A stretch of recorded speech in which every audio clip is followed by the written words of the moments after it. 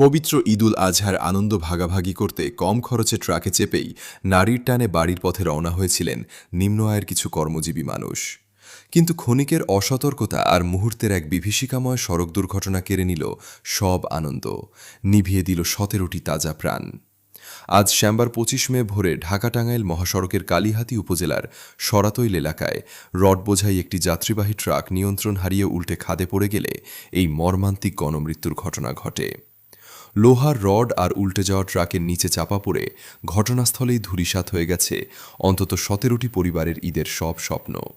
হাসপাতালে মৃত্যুর সঙ্গে পাঞ্জা লড়ছেন আরও বেশ কয়েকজন। জানা গেছে চট্টগ্রাম থেকে ছেড়ে আসা উত্তরবঙ্গের দিকে যাচ্ছিল। পরে ট্রাকটিতে রাজধানীর বিভিন্ন এলাকা থেকে যাত্রী উঠানো হয়। পথে ঢাকা-টাঙ্গাইল মহাসড়কের সরাতৈল দক্ষিণপাড়া এলাকায় নিয়ন্ত্রণ হারিয়ে রাস্তার পাশে খাদে পড়ে উল্টে যায় ট্রাকটি। এতে ট্রাকের নিচে চাপা পড়ে ১৫ জন নিহত ও ৬ জন আহত হয়েছেন। আহতদের উদ্ধার করে টাঙ্গাইল সদর হাসপাতালে নেওয়া হয়েছে।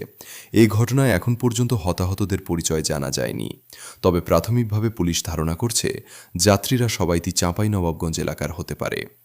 কালিহাতী ফায়ার সার্ভিস ও সিভিল ডিফেন্স স্টেশনের ইনচার্জ আতাউর রহমান ঘটনাস্থল থেকে এ তথ্য নিশ্চিত করেছেন। তিনি জানান, ভোর ৪টার দিকে রডসহ যাত্রী বোঝাই করে একটি ট্রাক উত্তরবঙ্গের দিকে যাচ্ছিল। পথে ঢাকা-টাঙ্গাইল মহাসড়কের সরাতৈল দক্ষিণপাড়া এলাকায় নিয়ন্ত্রণ হারিয়ে রাস্তার পাশে খাদে পড়ে উল্টে যায় ট্রাকটি। এতে ট্রাকের নিচে চাপা পড়ে ১৭ জন নিহত ও ৬ জন আহত হয়েছেন।